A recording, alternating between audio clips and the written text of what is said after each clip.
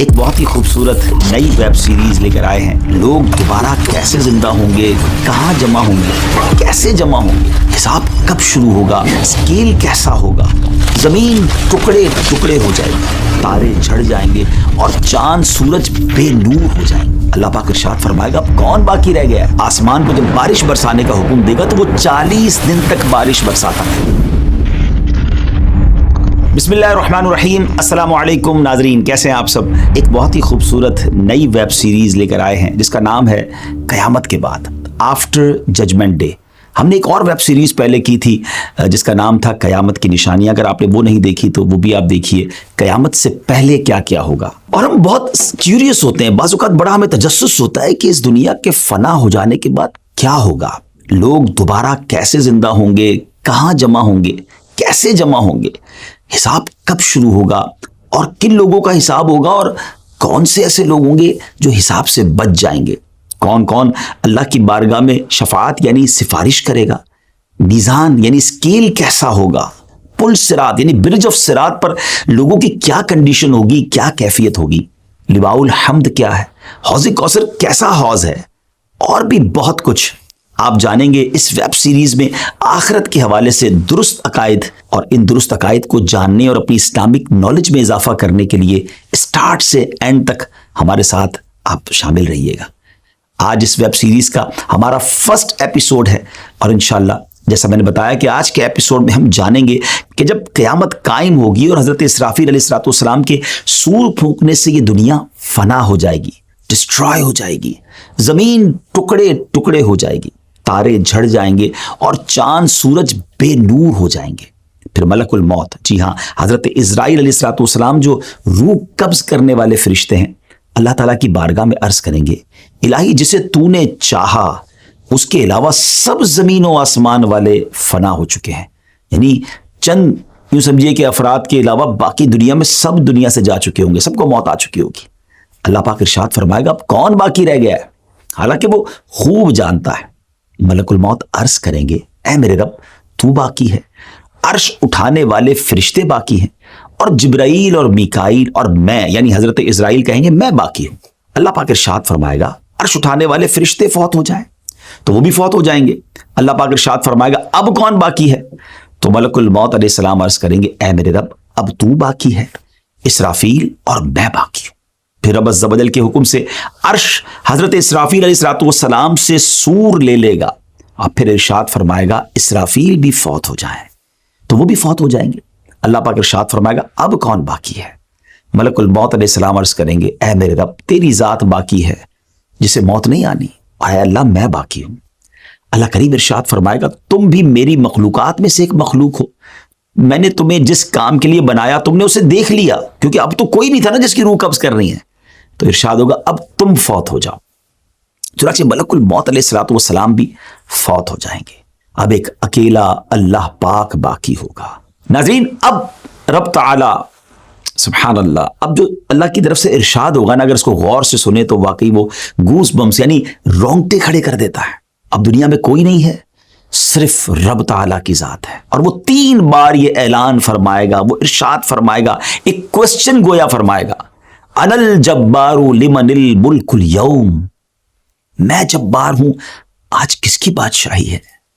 مگر nobody there to answer that question, اس دن تو کوئی جواب دینے والا نہیں ہوگا نا. پھر خود رب تعالیٰ جواب ارشاد فرمائے گا, اور کیا فرمائے گا للہ الواحد القہار, ایک اللہ کی بادشاہی ہے جو سب پر غالب ہے. یعنی سب کچھ فنا ہونے والا ہے اور سب کچھ فنا ہو جائے گا. اللہ اکبر. آج لوگ کر و فر اور نما بعض اوقات تو جیتے ایسے جیسے مرنا نہیں ہے, لیکن یہ اعلان بتا رہا ہے کہ کوئی نہیں ہوگا, صرف رب تعالیٰ کی ذات ہوگی. اب کیا ہوگا, سب سے آخر میں جس ہستی کو موت آئے گی وہ مخلوقات کی روح قبض کرنے والے ملک الموت حضرت عزرائیل علیہ السلام ہیں. اس کے بعد رب تعالیٰ اس زمین کو دوسری زمین سے بدل دے گا, آسمانوں کو بدل دے گا, اور زمین کو ایسے پھیلا دے گا کہ اس میں اونچا نیچا کوئی ٹیڑھا پن نہیں ہوگا, ٹوٹل اسٹریٹ زمین ہوگی. پھر اللہ پاک کے حکم سے مخلوق اس بدلی ہوئی زمین پر اس طرح آ جائے گی جیسے وہ پہلی والی زمین میں تھی، یعنی جو پہلے زمین میں دفن تھے وہ اس زمین میں دفن ہو جائیں گے، اور جو باہر تھے وہ اس پر بھی باہر رہیں گے، کیونکہ کئی لوگ تو ایسے ہوں گے جن کو دفن نہیں کیا جائے گا، وہ تو قیامت طاری ہو جائے گی، اور جو لوگ دنیا میں لوگ ہوں گے وہ اسی طرح زمین پر پھیلے ہوئے ہوں گے، وہ اس نئی زمین پر آ جائیں گے۔ یہ زمین بالکل اسٹریٹ ہوگی، اور ایسی اسٹریٹ ہوگی کہ زمین کے کونے پر بھی اگر کوئی رائی کا دانہ ہوگا تو وہ نظر آ جائے گا، ٹوٹلی اسٹریٹ زمین ہوگی۔ اب اللہ کریم آسمان کو جب بارش برسانے کا حکم دے گا تو وہ 40 دن تک بارش برساتا رہے گا، یہاں تک کہ مخلوق پر پانی 12 ہاتھ کے برابر بلند ہو جائے گا، اتنا پانی ہو جائے گا۔ پھر اللہ کریم باڈیز کو اگنے کا حکم دے گا۔ کمال دیکھیں، رب کی شان دیکھیں، اب باڈیز جو ہے وہ سبزیوں کی طرح اگنے لگ جائیں گی، یہاں تک کہ جب ان کے جسم پہلے کی طرح کمپلیٹ ہو جائیں گے تو اللہ پاک کی طرف سے حکم ہوگا کہ میرا عرش اٹھانے والے فرشتے زندہ ہو جائیں۔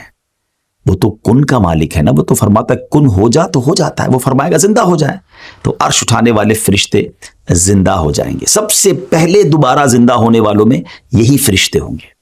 پھر حکم الہی سے حضرت اسرافیل سور پکڑیں گے اور اپنے منہ پر رکھ لیں گے، پھر اللہ پاک ارشاد فرمائے گا جبرائیل اور میکائیل زندہ ہو جائیں، تو وہ دونوں بھی زندہ ہو جائیں گے۔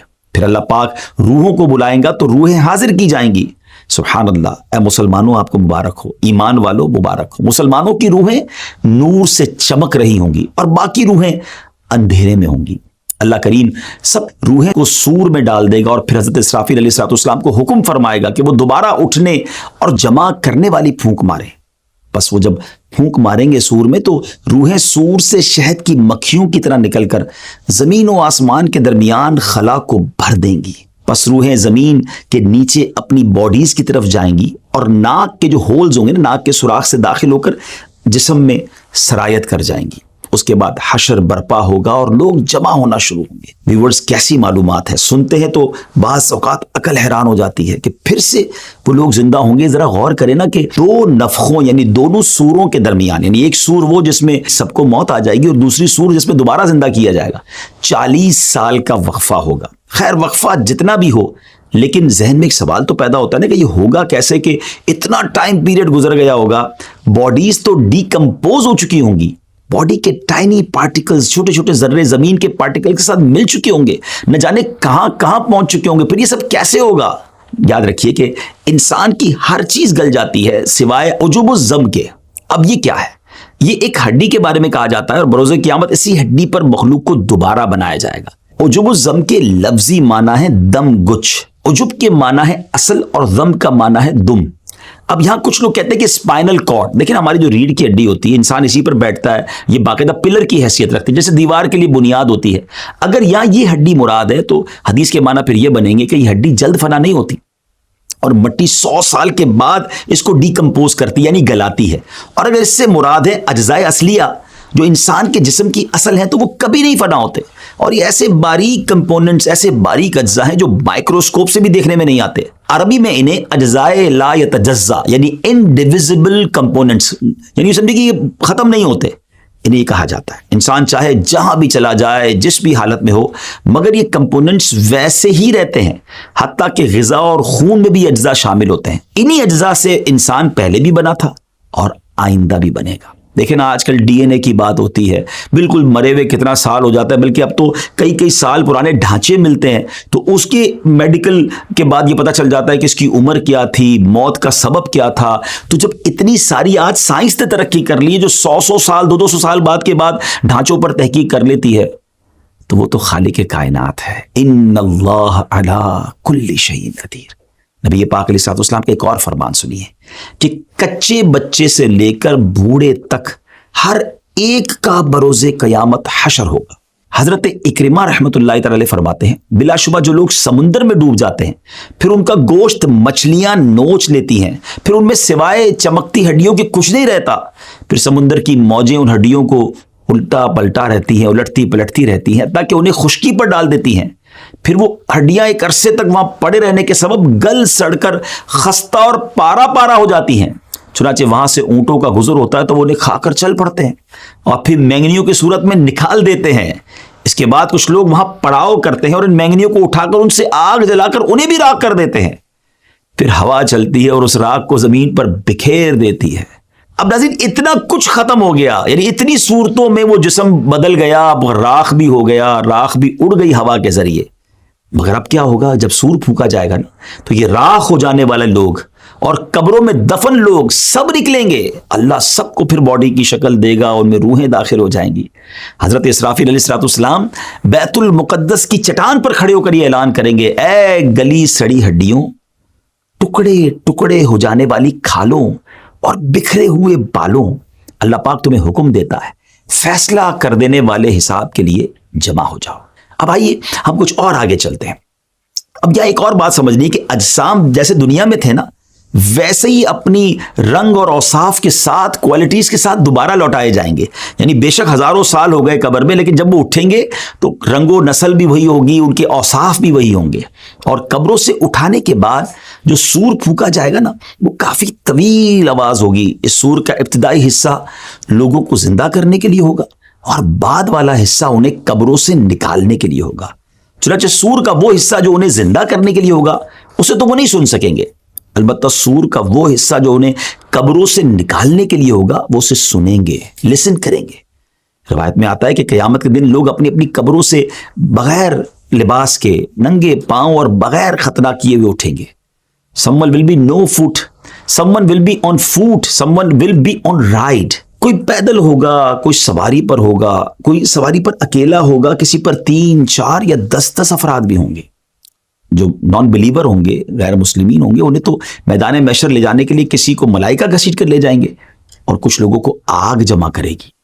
حدیث پاک کے مطابق نبی کریم علیہ السلام نے اپنے دستے مبارک سے ایک بار بڑا کمال کا اشارہ فرمایا، نبی پاک نے ملک شام کی طرف اشارہ کر کے فرمایا کہ تمہارا حشر وہاں ہوگا، اور اسی طرح ایک روایت میں آتا ہے کہ بلا شبہ تمہارا حشر بیت المقدس میں ہوگا۔ تو ان حدیثوں سے یہ پتہ چلتا ہے کہ جو محشر کا میدان سجایا جائے گا نا وہ بیت المقدس کے قریب، یہ پورا ملک شام ہے نا، اب اس کی بائفرکیشن اب آج کل ہو گئی ہے، لیکن یوں سمجھ لیجئے کہ بیت المقدس کے قریب جو ہے یہ پورا میدان محشر سجایا جائے گا۔ بروز محشر کی زمین کیسی ہموار ہوگی، کتنی پلین اینڈ اسٹریٹ ہوگی، جیسا میں نے بتایا کہ رائی کا ایک دانہ بھی کونے پہ رکھا ہوگا تو وہ دوسرے کنارے سے دکھائی دے گا۔ مگر ایک اور امیزنگ بات ہے کہ اس دن جو زمین ہوگی نا وہ ہماری طرح راک کی یا مٹی کی نہیں ہوگی، کاپر کی ہوگی، تانبے کی ہوگی۔ اللہ اکبر۔ اور سورج آج کتنا دور ہے؟ ایک تحقیق کے مطابق 93 ملین مائلز اوے ہے، جی ہاں 9 کروڑ 30 لاکھ مائلز، اور اس دن 1 میل کی مسافت ہوگا۔ آپ امیجن تو کریں گرمی کا عالم کیا ہوگا، یہ کیسے بیئربل کیسے ہوگا۔ تو ذرا غور کیجئے کہ اتنا ڈسٹنس 93 ملین مائل کا ڈسٹنس کے باوجود بھی سورج کی پشت ہماری طرف ہے، لیکن جب کبھی گرمیوں میں ہمارا چہرہ اس کے سامنے آ جائے اور گرمی کا موسم ہو تو گھر سے باہر نکلنا دشوار ہو جاتا ہے۔ اس وقت 1 میل کے فاصلے پر ہوگا اور اس کی پشت نہیں، اس کا منہ ہماری طرف ہوگا۔ ہم سوچ بھی نہیں سکتے گرمی کا عالم کیا ہوگا۔ اور آج زمین مٹی کی ہے، اس کے باوجود ہم دھوپ میں ننگے پیر زمین پر کھڑے نہیں رہ سکتے۔ اس وقت کاپر کی زمین ہوگی، سورج اتنا قریب ہوگا تو وہ ہیٹ کتنی ہوگی، وہ ٹیمپریچر کتنا ہوگا، اور اس گرمی اور اس حالت میں سویٹنگ، پسینہ اس کثرت سے نکلے گا۔ اب ذرا غور کیجئے گا کہ ہم دیکھیں نا کسی زمین پر پانی ڈالیں تو وہ ایبزارب کر لیتی ہے، مگر ایک لمٹ تک ایبزارب ہوتا ہے، پھر وہ پانی اوپر آنا شروع ہو جاتا ہے۔ بتایا گیا اتنا پسینہ نکلے گا کہ پہلے 70 گز زمین اس پسینے کو ایبزارب کر لے گی، مگر اس کے بعد زمین میں اب یہ صلاحیت نہیں رہے گی کہ وہ کچھ اور مزید جذب کر سکے، ایبزارب کر سکے۔ اب وہ پسینہ زمین پر اوپر کی طرف چڑھنا شروع ہوگا، اور روایتوں میں آتا ہے کسی کے ٹخنوں تک اس کا پسینہ ہوگا، کسی کی نیز یعنی گھٹنوں تک پسینہ ہوگا، اور کسی کی کمر تک پسینہ ہوگا، کسی کے سینے تک، اور کوئی گلے تک پسینے میں ڈوبا ہوگا۔ اللہ اکبر۔ اور کافروں کے بارے میں آتا ہے، غیر مسلموں کے بارے میں آتا ہے کہ منہ تک چڑھ کر لگام کی طرح اس کا پسینہ جکڑ لے گا، جس میں وہ ڈبکیاں کھا رہا ہوگا۔ اور پیاس کا عالم کیا ہوگا، تھرسٹ کا عالم کیا ہوگا۔ آج جون جولائی کی گرمی میں پانی پی پی کے تھک جاتے ہیں، پھر بھی پیاس نہیں بجھتی، مگر قیامت کے دن حالت یہ ہوگی کہ بازوں کی زبانیں منہ سے باہر نکل آئیں گی، دل ابل کر گلے کو آ جائیں گے۔ العطش العطش، ہائے پیاس کی صدائیں بلند ہو رہی ہوں گی۔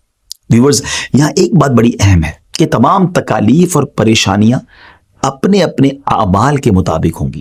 ہاں، جس نے چاندی سونے کی زکوٰۃ نہ دی ہوگی، اس مال کو خوب گرم کر کے اس کی کروٹ، پیشانی اور پیٹھ داغی جائے گی، پھر سے جانوروں کی زکوٰۃ نہ دی ہوگی، اس کے جانور قیامت کے دن خوب تیار ہو کر آئیں گے اور اس شخص کو وہاں لٹائیں گے اور اپنے سینگوں سے مارتے اور پاؤں سے رونتے ہوئے اس پر گزریں گے۔ جب اسی طرح سب گزر جائیں گے پھر ادھر سے واپس آ کر یوں ہی اس پر گزریں گے۔ یہ جانور اسی طرح کرتے رہیں گے اس وقت تک جب تک حساب ختم نہ ہو جائے۔ یہ تمام تکالیف اور پریشانیاں اپنے اپنے اعمال کے مطابق ہوں گی۔ جو اللہ کے نیک بندے ہوں گے ان کے لیے اتنا دن بھاری نہیں ہوگا۔ حضرت ابن مسعود رضی اللہ تعالیٰ بیان کرتے ہیں بروز قیامت لوگوں کو جمع کیا جائے گا، اس قدر بھوکے ہوں گے کہ پہلے کبھی اتنے بھوکے نہ تھے، ایسے بے لباس ہوں گے کہ اس سے پہلے کبھی ایسے بے لباس نہ ہوئے، ایسے پیاسے ہوں گے کہ اس سے پہلے کبھی ایسے پیاسے نہ ہوئے، ایسے تھکے ہارے ہوں گے کہ اس سے پہلے کبھی ایسے تھکے ہوئے نہ ہوں گے۔ جس نے اللہ پاک کے لیے کسی کو کھلایا ہوگا اللہ پاک اسے قیامت کے دن کھلائے گا، جس نے اللہ پاک کے لیے کسی کو پلایا ہوگا اللہ اسے قیامت کے دن پلائے گا، جس نے اللہ کریم کے لیے کسی کو لباس پہنایا ہوگا رب کریم اسے لباس پہنائے گا، اور جس نے اللہ کے لیے عمل کیا ہوگا اللہ پاک اسے کافی ہوگا، جس نے اللہ پاک کے دین کی مدد کی ہوگی تو اللہ کریم اس دن اسے راحت عطا فرمائے گا۔ ذرا غور کیجئے ناظرین، زندگی میں ایسے کام کرنے ہیں، لوگوں کی خدمت کریں، کسی کو کھانا کھلاتے رہیں، کسی کو پلاتے رہیں، پیاسے کو پانی پلا دیا کریں، بے لباس کو لباس دے دیا کریں۔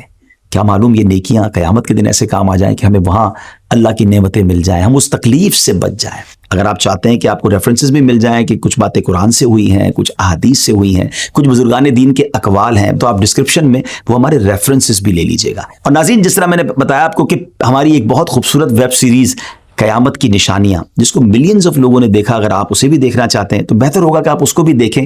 قیامت سے پہلے کیا ہوگا بڑی ڈیٹیل میں ہم نے کئی ایپیسوڈز میں اسے بیان کیا ہے، تو اس کا لنک بھی آپ کو ڈسکرپشن میں مل جائے گا۔ ناظرین، باتیں بہت ساری کرنی ہے آپ سے، لیکن معاملہ بھی تو بہت بڑا ہے نا۔ قیامت کیسے طاری ہوگی اور پھر اس دن لوگوں کے ساتھ معاملات کیا ہوں گے، یہ تو ابھی پہلی ایپیسوڈ ہے نا۔ اگلے ایپیسوڈ میں ہم یہ معلوم کریں گے کہ مختلف لوگ محشر میں جب آئیں گے تو ان کی کیفیات کیا ہوں گی، کنڈیشنز کیا ہوں گی، بڑی امیزنگ باتیں ہیں اس میں، اور یہ بھی جانیں گے کہ کن کن حالتوں میں لوگ اللہ کی بارگاہ میں پیش ہوں گے۔ ہمیں اجازت دیجیے، اگلی ایپیسوڈ میں پھر ملاقات ہوگی۔ فی امان اللہ، السلام علیکم ورحمۃ اللہ وبرکاتہ۔